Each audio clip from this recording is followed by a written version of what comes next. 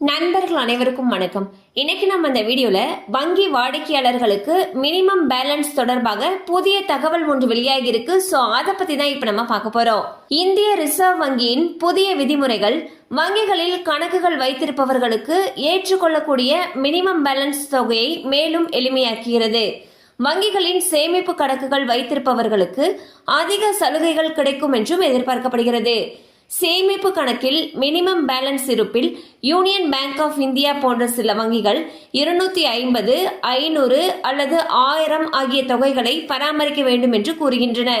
இவை வங்கிகளில் கணக்குகள் திறக்கும் பொழுது தரப்படக்கூடிய தனிப்பட்ட தேவைகளை அடிப்படையாக கொண்டுள்ளன. அதே சமயம் HDFC வங்கியில் பூஜ்ஜிய இருப்பு கணக்குகள் திறக்க மினிமம் 2500 ரூபாய் மொத்தம் தேவைப்படுகிறது. இது கிராமப்புற மற்றும் நகர்ப்புற கிளைகளுக்கு ஏற்ப மாறுபடும். அந்த வகையில் 1000, 2000, 5000 மற்றும் 10,000 ரூபாய் வீதம் குறைந்தபட்ச இருப்பு தொகையாக பராமரிக்க வேண்டும் என்றும் கூறப்பட்டுள்ளது. வேறு என்ன மாற்றங்கள் என்பது இந்த மாதம் 15ஆம் தேதிக்கு பிறகு தெரிய வரும். சோ பாத்தீங்கன்னா வங்கிகள் அவங்களுடைய வாடிக்கையாளர்களுக்கு மினிமம் பேலன்ஸ் தொடர்பான முக்கியமான அறிவிப்பை வெளியிட்டிருக்காங்க. அந்த வகையில் சில பேங்க், அதாவது யூனியன் பேங்க் ஆஃப் இந்தியால பாத்தீங்கன்னா மினிமம் பேலன்ஸா குறைந்தபட்சம் 250 அல்லது 500 அல்லது 1000 ரூபாய் வரைக்கும் பராமரிக்கணும்னு சொல்லியிருக்காங்க. இதுவே HDFC இந்த மாதிரி பாத்தீங்கன்னா 1000, 2000, 5000 அல்லது 10,000 ரூபாய் வரைக்கும் குறைந்தபட்ச இருப்பு தொகை இருக்கணும்னு சொல்லியிருக்காங்க.